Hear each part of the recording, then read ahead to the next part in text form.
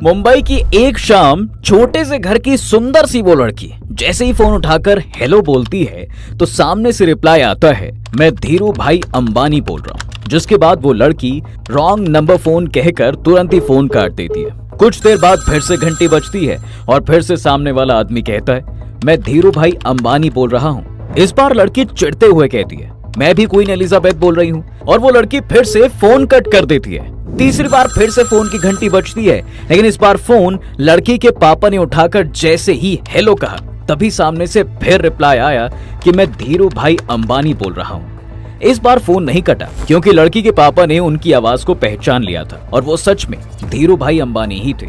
जी हाँ, फोन पर ज्यादा बात ना करते हुए धीरू भाई अंबानी बस इतना सा कहते हैं कि मैं आपकी बेटी से कल अपने ऑफिस में मिलना चाहता हूँ। लड़की के पापा हाँ तो बोल देते हैं, लेकिन उनके मन में सबसे बड़ा सवाल ये रहता है कि आखिर इतना बड़ा आदमी मुझ जैसे गरीब की बेटी से क्यों मिलना चाहता है। देखिए, वैसे तो वीडियो का टाइटल पढ़कर अब तक आप जान ही गए होंगे कि आज के इस वीडियो में टीएमएल आपको मुकेश भाई की शादी के टूर पर ले जाने वाला है। तो आप सभी से अनुरोध है कि अपनी अपनी कमर पेटियों को कसकर बांध लें और तैयार हो जाएं इस शानदार उड़ान के लिए।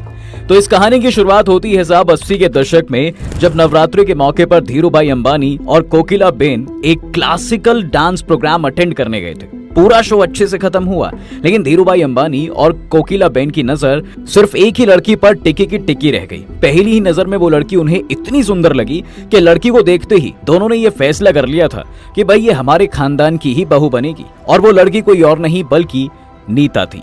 खैर, शो खत्म होने के बाद धीरू भाई ने ऑर्गेनाइजर से कहकर नीता के घर का नंबर निकलवाया और अगले ही दिन उन्होंने नीता को फोन भी घुमा दिया। लेकिन जैसे कि शुरू में हम आपको बता चुके हैं कि शुरू में नीता ने इसे मजाक या फ्रॉड समझकर 2 बार कॉल कट कर दिया था, लेकिन तीसरी बार नीता के पापा यानी रविंद्र भाई दलाल ने जैसे ही फोन उठाया वो आवाज सुनकर ही समझ गए थे कि ये कोई मजाक नहीं है, वो सच में धीरू भाई ही हैं। अब वैसे तो फोन आने पर उन्हें खुश होना चाहिए था, लेकिन धीरू भाई ने ज्यादा बात ना करते हुए बस ये कहकर कॉल कट कर दिया था कि मुझे कल आपकी बेटी से मिलना है। जिसकी वजह से नीता के पापा और खुद नीता सोच में पड़ गए थे कि भाई आखिर धीरू भाई को हमसे क्या काम हो सकता है। यही सोचते सोचते जैसे तैसे दिन बीता और अगले दिन दोनों बाप बेटी अंबानी के ऑफिस उनसे मिलने पहुंचे। जिसके बाद धीरू भाई ने उनका स्वागत किया और इधर उधर की बातें करने के बाद नीता से सीधा ये पूछ लिया कि क्या तुम मेरे बेटे मुकेश से मिलना चाहोगी।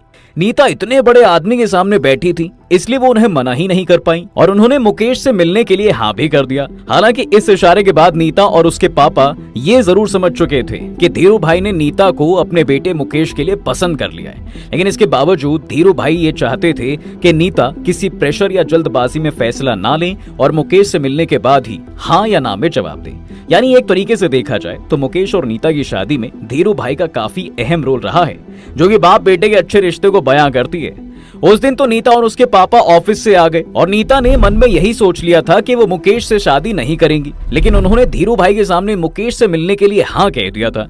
इसलिए नीता धीरू भाई के घर गई और घंटी बजाई। घंटी की आवाज सुनकर व्हाइट शर्ट और ब्लैक पैंट में एक लड़के ने दरवाजा खोला, जो खुद मुकेश अंबानी थे।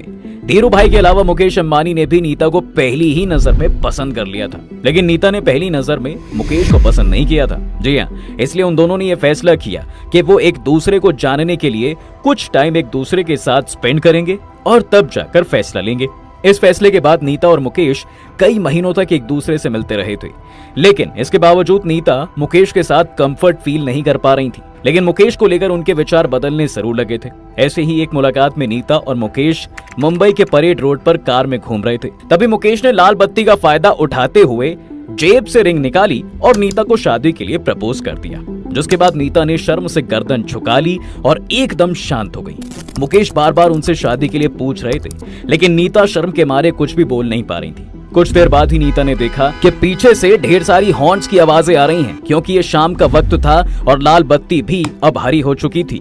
लेकिन मुकेश थे जो बिना जवाब सुने गाड़ी आगे बढ़ाने का नाम ही नहीं ले रहे थे।